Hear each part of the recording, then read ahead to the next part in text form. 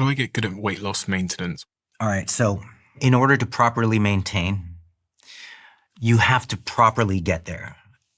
So properly getting there means that you have to do your best to maintain your lean body mass while you're losing body fat.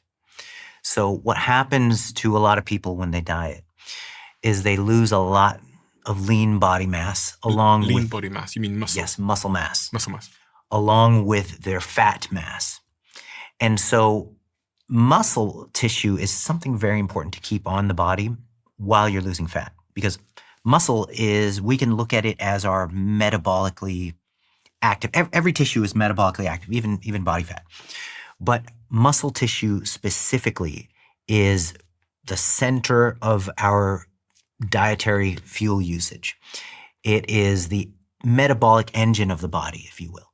And so if you're losing muscle tissue, you're really losing metabolic leverage while you're losing body fat. So the way that I infer that is that muscle's very greedy. Yeah. And it takes up a lot of calories. Mm-hmm. So if I lose my muscle, when I drop my weight, it's almost like the greedy guy who sucks up all my calories is no longer there. And so I'm quite likely just to rebound quite quickly. That's a great analogy, and it's accurate too. And in fact, there is a phenomenon that in the literature, it's called collateral fattening. And that happens when the body senses an energy crisis at the end of a diet where you've lost a bunch of muscle mass. The body senses that, oh my gosh, we just lost a bunch of precious tissue. We have to do whatever we can to get it back. And so your hunger signals ramp up, and your body kind of behaviorally and even metabolically does what is necessary for you to feed that back as soon as possible. And this does not necessarily happen, certainly not to that kind of magnitude, if you keep your muscle mass while you're losing body fat. You don't experience this collateral fattening type of phenomenon where people just rebound like crazy because their appetite is out of control at the end of the diet. So the way that you preserve muscle mass during the fat loss process is a couple things. So you have to make sure that your rate of weight loss isn't indicative of something that's too quick. So about 0.5% to a full percent of your body weight lost per week is as fast as you really want to go. So roughly a pound a week. Some people who start off heavier, okay, 2 pounds a week is fine at the very beginning. But you generally don't want to lose more than 1% of your total body weight per week, because then that increases the chances that you're losing an undue amount of muscle mass along with your fat mass. And so if you can, in essence, control the weight loss rate, then you will keep your lean mass. Now, the other two things that need to be going on at the same time are you need to be resistance training and you need to be consuming enough protein. So strength training and protein. Enough protein, you got resistance training, and then you have sort of a top speed limiter on how much weight that you lose per week. And 1% loss of weight, 1% loss a week is spectacular, actually, for most people. Even a pound a week, even half a pound a week. You're looking at, like, in 2 years, you lost 50 pounds. Most people took like 2 decades to put on that 50 pounds. So you actually don't want to lose weight too quickly, or else you are susceptible to rebound. It is going to come off quickly if you have a lot of weight to lose. It'll come off quickly at the beginning. So for example, somebody who is in a state of obesity, let's say they weigh 250 pounds, and let's say they're losing 2.5 pounds a week at the beginning of the program, that's fine. But on average, you would want to look at roughly a pound a week is a good benchmark. And I still would not frown upon or scoff at a half a pound a week for certain cases. And we can talk about some of those stubborn cases, like on the topic of plateaus, for example. I had a client, I'm sure she doesn't mind being named, she's a great person, Pam Greshok. She's a veteran coach in the space. She's perimenopausal, so she's in her 40s. And she wanted to lose what we calculated out to be 8 pounds of fat. And she stored the majority of it where she didn't want it was around the midsection. And I had it in mind that, okay, this is somebody who's perimenopausal, so there's going to be a lower rate of progress going on.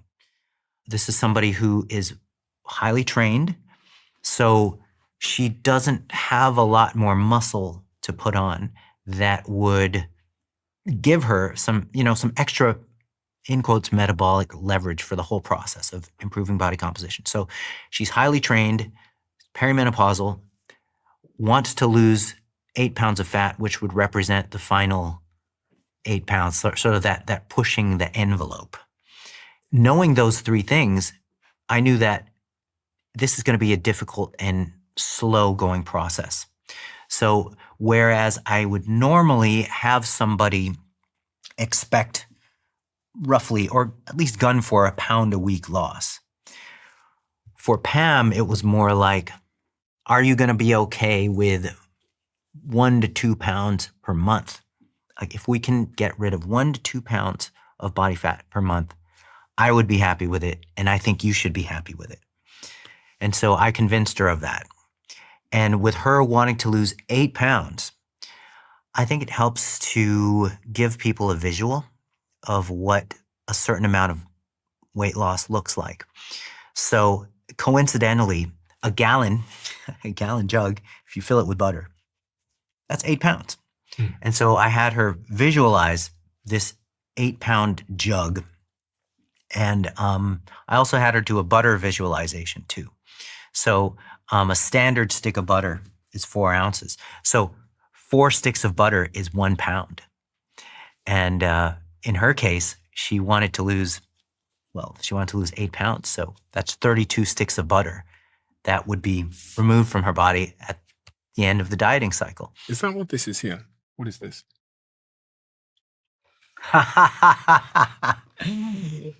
That is 10 pounds of butter. This is an amazing freaking visual. And this is because you asked about diet breaks as a tool for people achieving long-term weight loss or just breaking through plateaus or managing plateaus. So every 5 to 10 pounds that somebody loses in a dieting cycle is high time for a diet break. The way you can define a diet break, put some parameters on it. So it's what I call non-YOLO maintenance. So you take off the rules, take off the restrictions, but you're not eating with sheer abandon. You're just relaxing the diet. You take a week off the diet either every 4 to 8 weeks while you're dieting, or you take a week off of the diet every 5 to 10 pounds that you lose. And the sound of 5 to 10 pounds seems like, oh, that's nothing. But no, it's a milestone. This is 10 pounds? Yes. That's crazy. 10 pounds of butter off the body. So yeah, every time you lose 10 pounds, it's 5 to 10 pounds. In my experience, is high time to take a diet break to just alleviate the mental and the physical fatigue of dieting. And that's one of the tactics that you can use for a long-term adherence to a plan. On the topic of plateaus, you can, when you're dieting, you will hit a point where the plateau periods or the maintenance phases are going to be longer than the dieting phases. I think that that's ideal to be able to hit that point for a long-term weight loss goal. And so it's a lot easier, or at least a lot less intimidating, for somebody to know that they're going to be dieting for 4 to 8 weeks at a time in between let's say, a 2 to 3 month maintenance phase. What about fasting? Do you think that fasting is, because a lot of people talk about this thing called autophagy, where if you fast for, 48 hours, your body switches into the state of autophagy where it starts to heal and repair itself. Are you a fan of fasting? For weight loss or for autophagy or other things? For the control of calories in, fasting is legit. And it's also legit for, it actually works as one of the options for dieting. There just has been a massive accumulation of studies showing that it works great. So the intermittent fasting variants, we have one we talked about earlier, time-restricted eating, and we've got every other day fasting. And then the other third major variant would be twice weekly fasting, or the 5-2 type of model. And then you have consecutive day fasting type of models as well, which are less studied because there's just more risk involved in them. And it's tough to, incur that risk in research. When you bring up autophagy, that's where I kind of have to push back on, not on your mentioning of it specifically, but just in general. People will say, or they'll make claims that, autophagy, and we can say that, we can explain autophagy as a way that the body gets rid of parts of damaged cells. It's an important process within the body, and it is a catabolic process, or a breakdown process. But the thing is, it happens in a caloric deficit, regardless of whether fasting is involved or not. Really? Yes. You maintain hypocaloric conditions, autophagy ramps up. You can have a linear hypocaloric model or a non-linear or intermittent hypocaloric model. And you'll get similar degrees of autophagy if you match the caloric deficit by the end of the week. Now, the other interesting thing about autophagy is that you can ramp up autophagy through exercise. And not only that, but both major types of exercise will increase autophagy.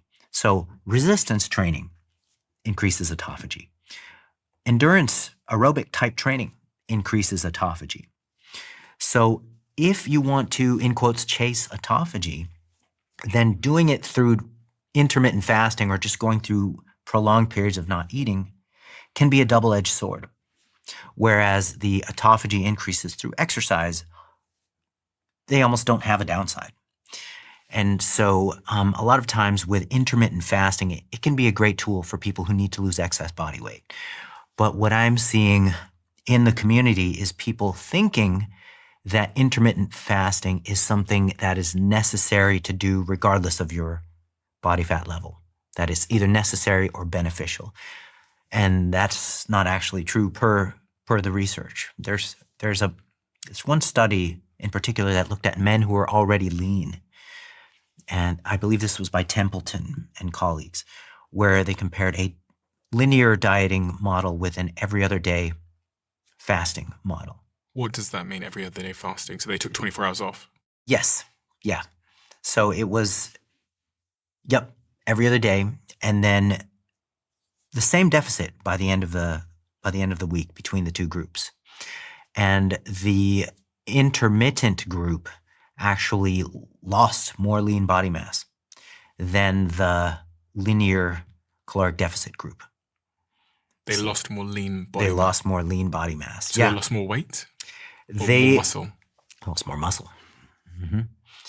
Yeah. And so that gives us a hint that fasting is great until it isn't, because you've achieved what you needed to achieve. And so then it just kind of becomes a tool. It's always just a tool to help people control calories in. One of the beautiful things about fasting, and whether it's time-restricted eating or whether it's some sort of variant of alternate day fasting or twice a week fasting, is that it works in research regardless of whether people are meticulously tracking things or not. And so that can be a boon for individuals who don't necessarily like to micromanage their stuff. But for people who are trying to maximize retention of lean mass while they're pushing the envelope of fitness, it can definitely be a double-edged sword once you're already lean. But if I do want to maximize the benefits of autophagy, the best way to do that is fasting versus just calorie restriction, I'm assuming. We don't know what the optimal level of autophagy is that would actually confer health benefits. We don't know what that threshold is. And there's different ways that people try to measure autophagy. It's very hard to correlate certain levels of autophagy with certain certain degrees of disease prevention. We're not there yet. I don't think, I think big picture wise, I think that autophagy is an algorithm running in the background that is more of a bystander type of thing than a driver. Similar to insulin and glucagon. So the insulin and glucagon axis works when you feed versus when you're fasting. So glucagon levels go up. What's glucagon? Glucagon is a hormone that mobilizes fuel stores in the absence of food, in the absence of calories. And autophagy is similar in that regard. And I think that a focus on pushing autophagy is sort of missing the forest for the trees. Because if we were to push autophagy to its end, then we could go all the way to a phenomenon called autosis, which is runaway cell death, which happens in starvation in some cases. And so I think that we need to focus on other things like how do we maintain a certain body fat percentage while maintaining a certain physical activity level while maintaining a certain dietary pattern. I think that it's those things that are much more productive to target than seeing how far can we push autophagy before potentially going into runaway cell death. Mm-hmm. I was looking at the benefits of this thing they call autophagy, and it says the proven likely benefits are cellular cleanup, so it repairs damaged proteins and organelles, I believe, improving cell efficiency. Metabolic health improves insulin sensitivity. Neuroprotection, heart and muscle quality, maintains mitochondria, helps adapt to training and oxidative stress. Immune tuning and longevity. There's sort of strong animal evidence, I believe, around the longevity component, but the research that I was reading talked about how it can backfire because tumors may use autophagy to survive, and some treatments for established cancers aim to inhibit it. And if you overdo fasting, as you said in the study you cited, you can lose muscle, which is not great, and be fatigued, etc.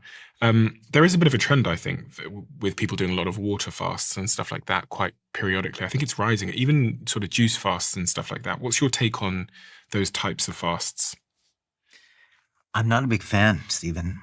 I think that the cycle that people go through, at least in the developed world, is that they go through the year, then November comes around, and then the holidays hit. They overdo it from November through December, all the way up to the end of the year, and they're like, oh boy, I have 10 to 20 pounds that I want to lose.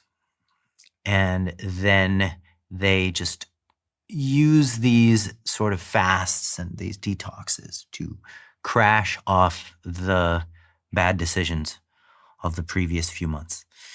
And then the cycle repeats annually.